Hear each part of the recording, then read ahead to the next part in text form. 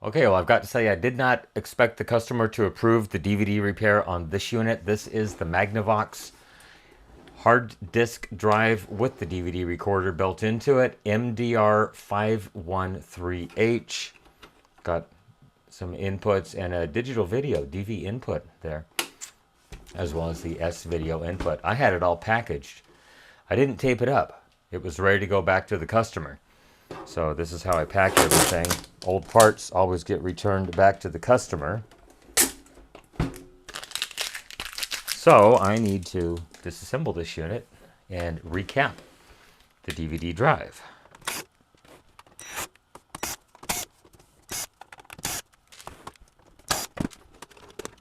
All right, come on, baby. Why you gotta be like that? There we go.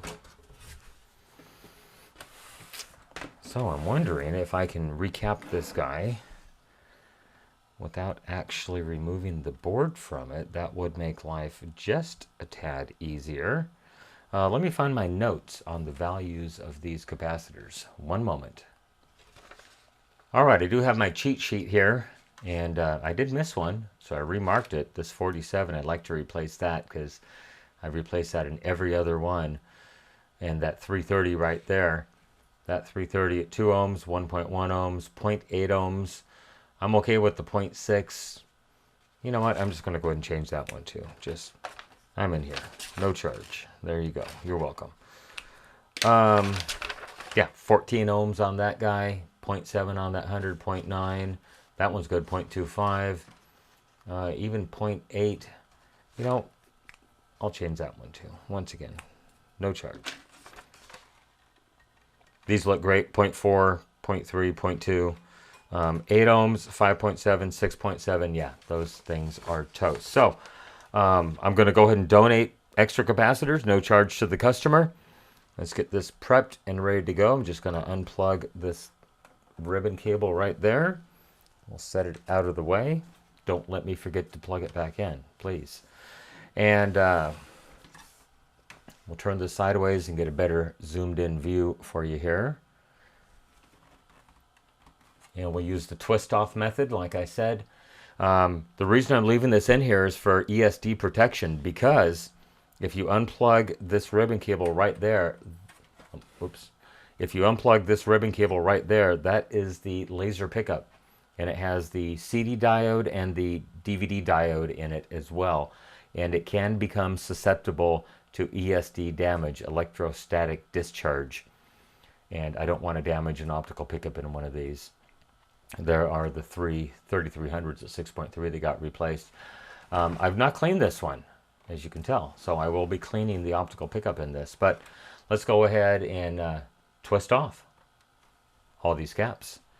So I've got 1, 2, 3, 4, 5, 6, 7, 8, 9, 10, 11, and 12. I quoted for 9, so I'm doing 3 extra at no charge, just because it's going to save me a minute and a half, just the way this is constructed.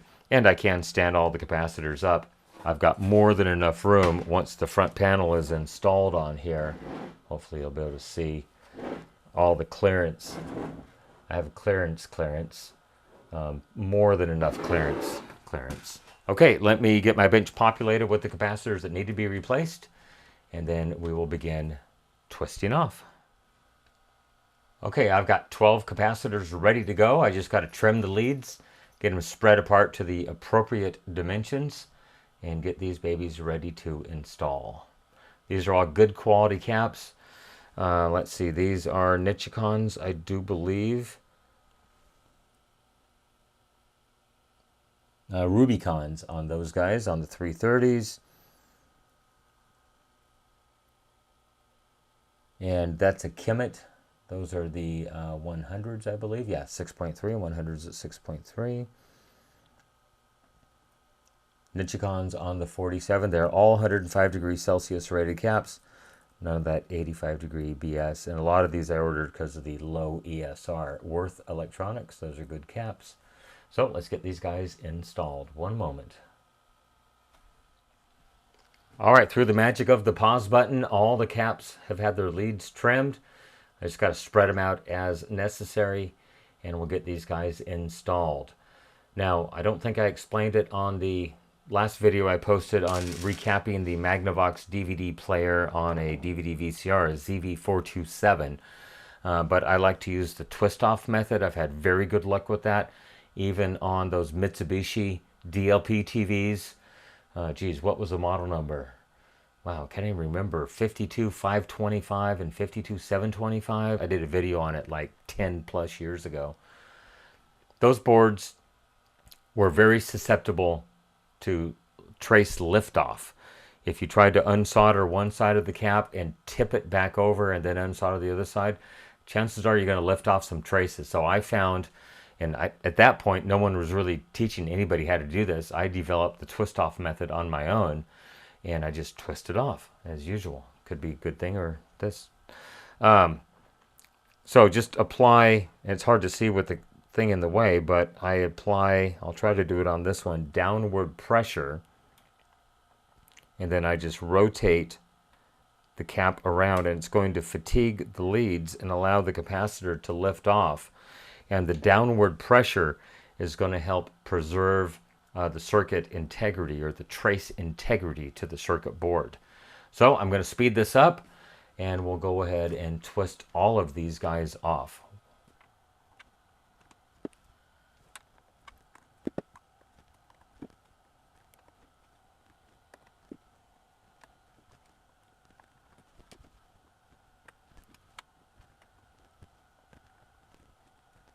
Okay, so I have twisted off all of the bad caps, and yes, you can find me on badcaps.net. It's been a couple of days since I posted, probably like 10 years, so there's all the old bad caps. No damage to the board whatsoever. Next, I just need to go ahead and swipe with the soldering tip. I always add fresh solder to get the leads off of the circuit board. I'll do 2 or 3, and then I'll clean the tip. So once again, I'm going to speed this up.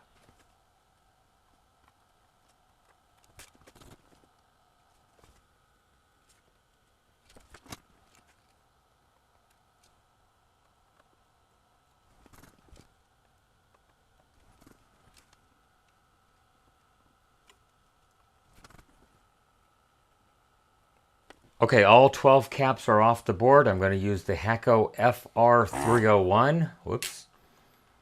And people always ask me, what soldering sucker do I use? It's the Hakko FR301. I've had great results with this one. And as you can see, the date on it was 2018, so I probably got it in 2019. I am on my second tip. That is a 1mm tip.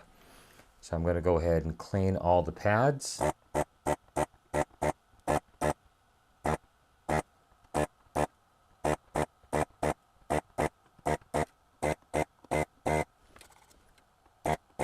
Okay, I believe I have all the pads cleaned.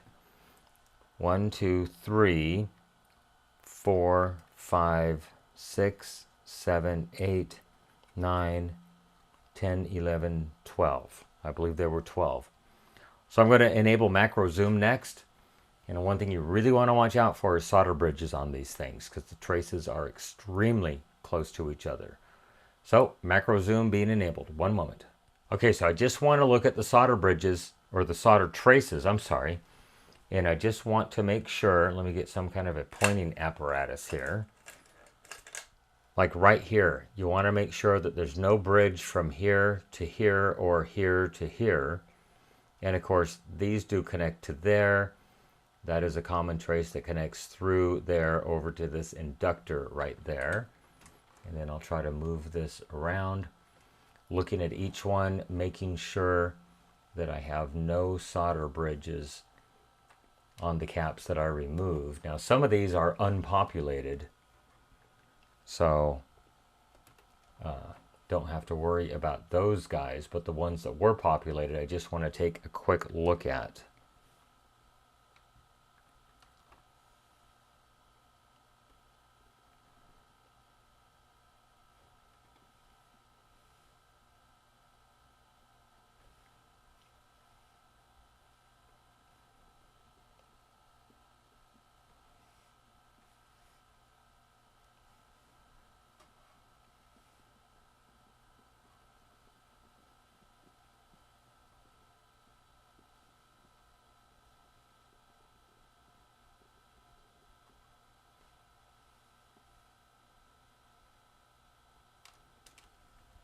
Okay, and those all look really good. So I'm going to load one side of the pad, except that one.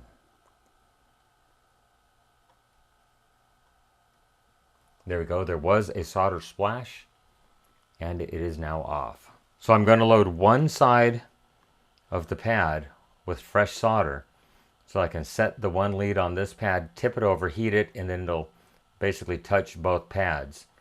I'll come back, add solder to the first pad, and then add more solder to the second pad.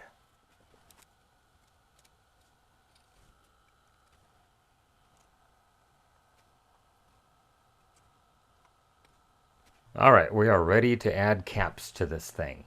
Normally I always start with the one oddball, the 47 at 16 volts right here. Making sure the negative goes against the flat side, which is the one with the stripe on it. Hopefully you can see it. I'll lay it down. I'll tack the one side down, add solder to the second side, and then once it cures, I'll add solder back to the first side again, just to get a good contact. And then I'll speed up the rest of this so I don't have to bore you with it.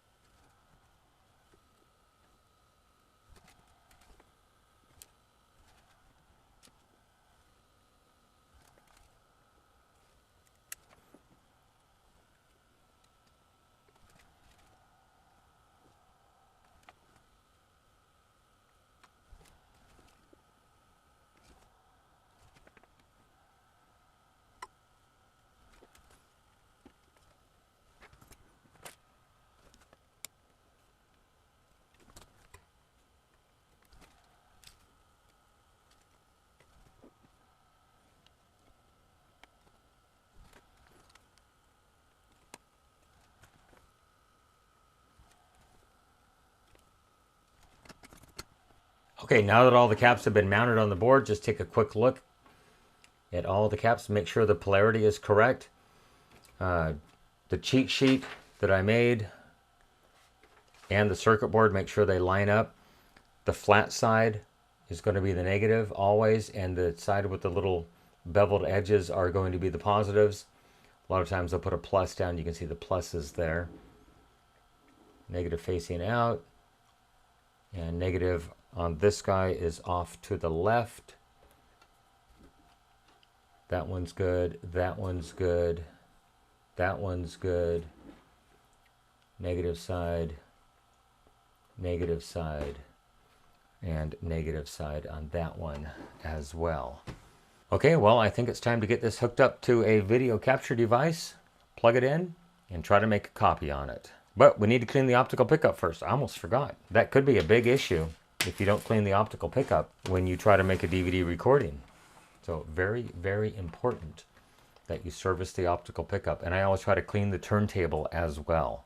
Let's see, is there going to be room? Yes. So there's no screws. Just pop the top. Once you pop, you can't stop. And the cover just pulls up and out of the way. You can easily move the optical pickup out. I'm going to go ahead and center it up right here and enable macro zoom. One moment. Okay, there is the zoomed in view of the optical pickup. And I've got my little walkie-talkie. Nope, can't see that. But it has a little LED flashlight in the bottom of it. And it does not flutter. It does not use any kind of pulse width modulation, which is great. But take a look at the amount of crud on that lens. Holy moly. So, regular cotton swab. I dipped it in the glass cleaner and just flung off the excess. Then we should put it back in auto magical focus as well as auto magical exposure. I have it in manual right now. Okay, let's go ahead and take a look with the flashlight one more time. And so that way it doesn't try to wash it out. But there you go. So that is the before. Very light downward pressure in a circular motion. And I'm rotating the cotton swab to get basically a fresh surface. And we'll go to the dry side, same thing. Circular motions only, never try to scrub up or down or diagonally. And then there it is. And I like that much, much better. And the autofocus is trying to hunt. Okay, let's clean the turntable. This one's going to be a little bit more challenging. Let me back it off just a tad if it'll refocus. There we go. And I will lock the focus on that as well.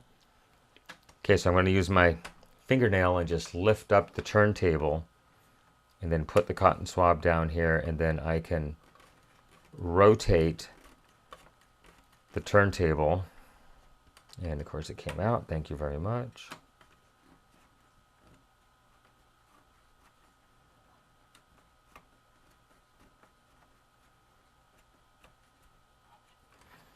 And there's how much crud came off of the turntable platter.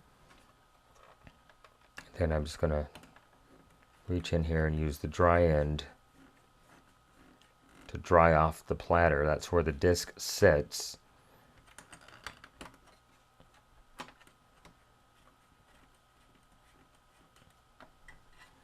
And look at how much more we got off there. So I think we are good at this point.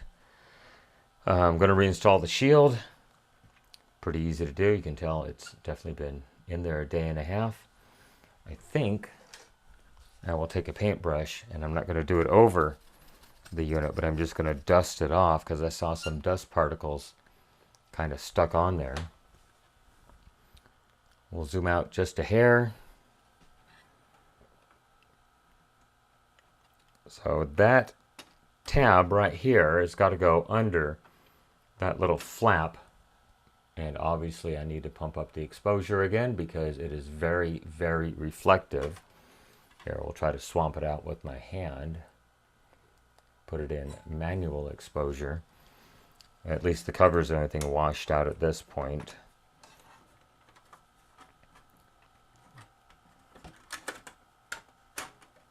That cover needs to go on top. These just snap into place. There is an alignment hole right there and right there that you need to make sure you get lined up. Well, I think we are ready to do a test. Okay, we are ready. Capture device is connected. Let's go ahead and apply AC power. And I'll start the recording in 3, 2, 1, capture. And it shows that it is recording, and I have it in the wrong mode. It has to be in the component mode. There we go. We are in the component mode. So it is booting at this moment. It does take a second on these guys. Power on. We should get something on the screen. And we do. That is very good. So let's go ahead and open the drawer. Let me grab a blank DVD. I never used the first one. I always try to go down a few. We'll take a look at it, and it looks very good.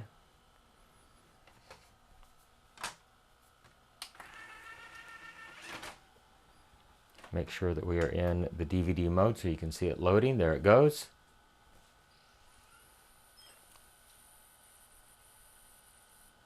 Hopefully, if everything goes good, we will get a -R up on the screen.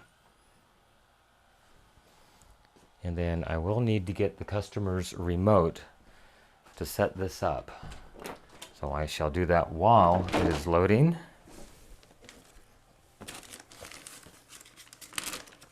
Okay, I do have the customer's remote. It does show a -R on the screen. I do need to throw some batteries into it very quickly.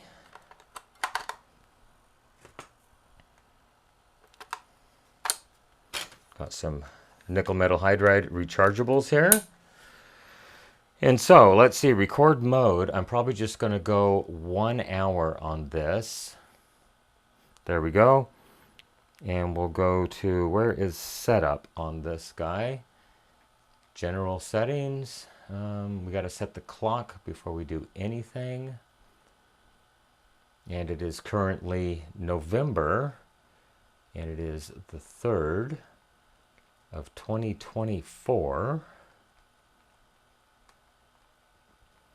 And it's currently 11, and we'll go this way, it's shorter, 28 in the PM.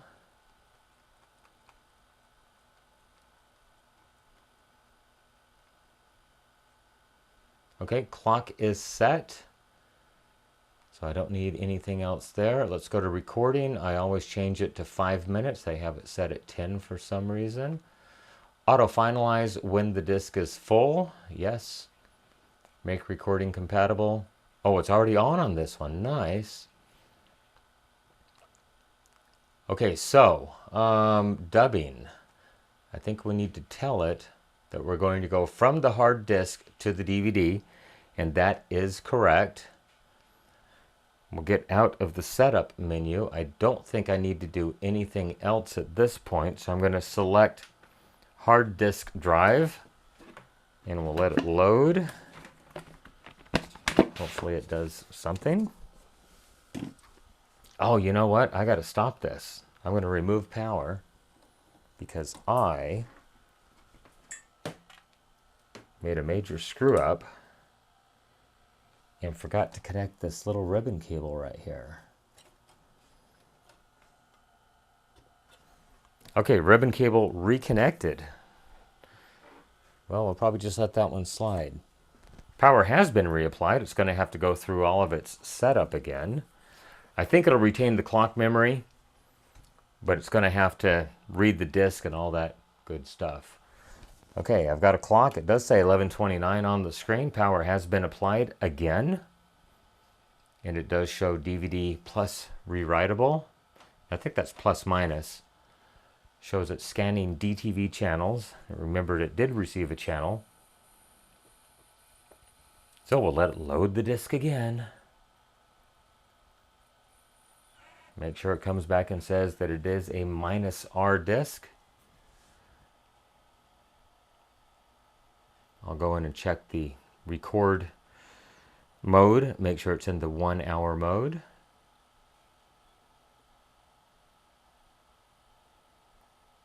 Okay. And it is in the 1 hour mode. I'm going to switch it over to the hard disk mode right there. And we'll hit, I guess, disk menu at this point. Title. There we go. So I want to find something that is about an hour. It's an automated accountant. Well, I think this is going to be one of the best choices, number 4. So, does it have a dubbing button on this thing? How do you start it? I know I've done this before. It does have a de-dubbing button on the remote, so I'm going to go ahead and hit that, and we'll see what it wants to do. And it did nothing. Well, we'll get out of the title menu, and then we'll try the de-dubbing button. Hard disk to DVD, yes.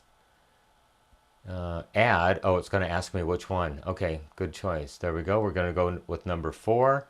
It's probably going to ask me another, press de-dubbing to confirm. And then I got to go to dubbing start. Oh, please select record mode. I think I was doing SP as I recall. I don't know why it asked me. Start dubbing anyway. Yes. Okay, here we go. So I think it's going to dub in like a high-speed mode. No, I guess not. Okay, it is dubbing. That is the show I selected to record. And if I hit the display button on it, I believe that it will tell me... no, it will not tell me how much time I have left. Okay, well, I know I have it set... shoot, I set it for 2 hours. Well, we'll come back in about an hour and we'll just finish it up at that point. Yeah, I had it on HQ. I selected SP, which is 2 hours. My bad. All right, well, I'm going to set this aside and we will resume very shortly. And while we're killing time, waiting for these things to finish dubbing, I'll go ahead and just check the ESR on these guys. 3.7, that is a 330. That is toast. Here is another 330.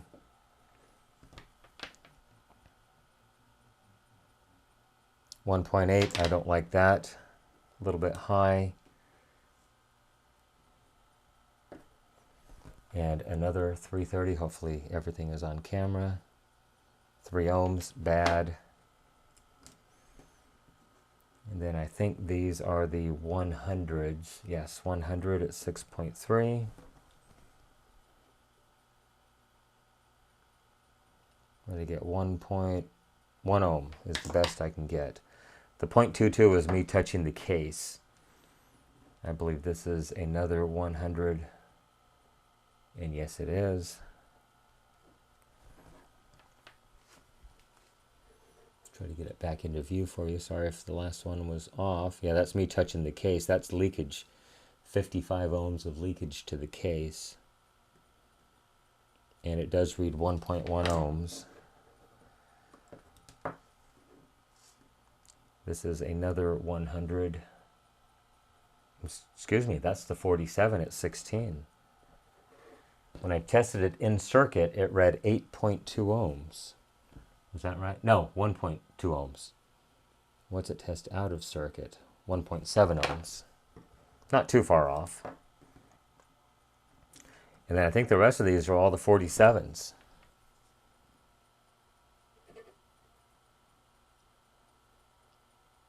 Oh yeah, 18 ohms. Bad.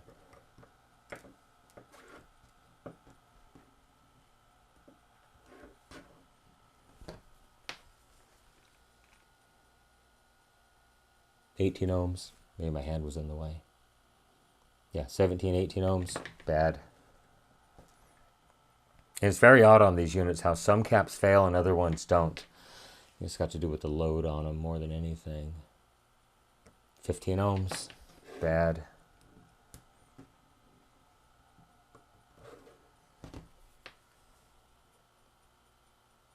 $10 ohms. Better, but still bad.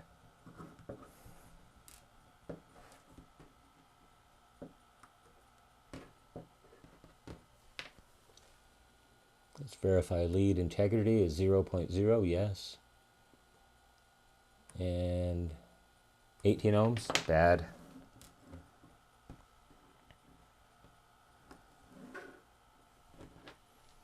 Still on the screen, I see.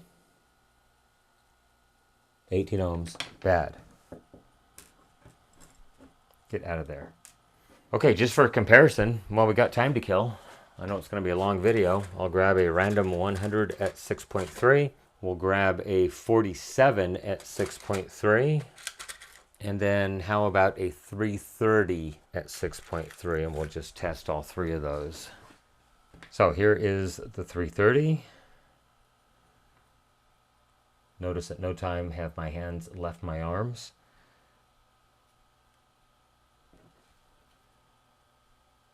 And it reads 0.05 ohms. Much, much better. Here's a 47. What the other ones read? The best one was 10 ohms. 47 at 6.3. And 0.7 ohms, much better. This is a 100. There it is, 100 at 6.3. 0.65 ohms. I like those numbers much better. Okay, well, we got about 45 minutes to go on these things, so yeah, I'm going to take a break. We'll come back, see what happens. Well, it shows it's been recording for 1 hour and 10 minutes, so I'm just going to go ahead and hit the stop button on it, and nothing happened. Stop here. Please finalize the disc when the writing is completed before playback on other DVD players. So we'll let it go ahead and do this. We'll finalize the disc, and then we will give it a test.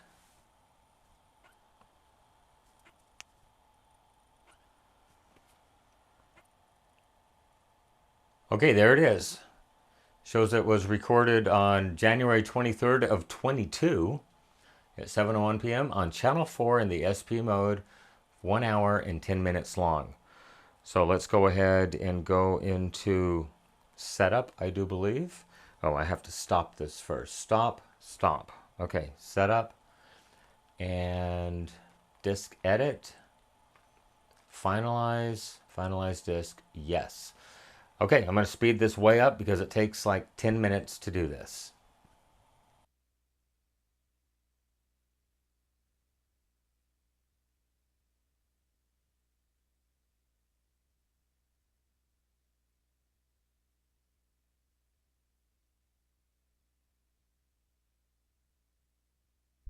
Okay, well, it does say that it completed it at 100%. So it should bring up a menu here, and we'll hit the play button on it.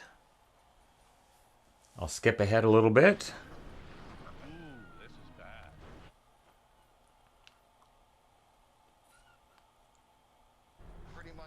Okay, that's good. So I'm going to stop the disk, and I'm going to open the disk.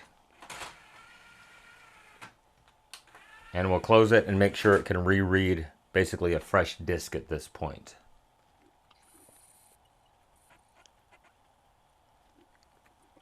And I'm going to say yes. That is another win. Winner, winner, chicken burrito.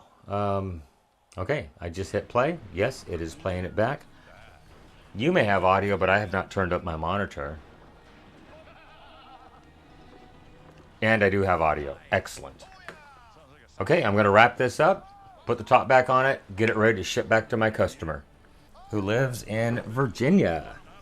Get this baby ready to ship back to Virginia.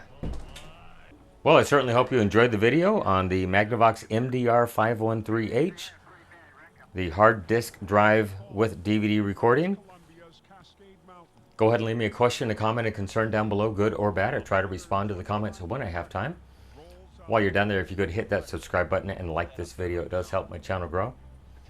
You can follow me on social media, Facebook, Instagram, Twitter, or X at NorCal715. You can email me, norcal715videos@gmail.com. Once again, as of right now, early November 2024, if you want to contact me, please just leave me a comment in one of the videos. Life has been so hectic lately with work and family. I haven't had time to check my email in literally weeks. Once again, I certainly hope you enjoyed the video.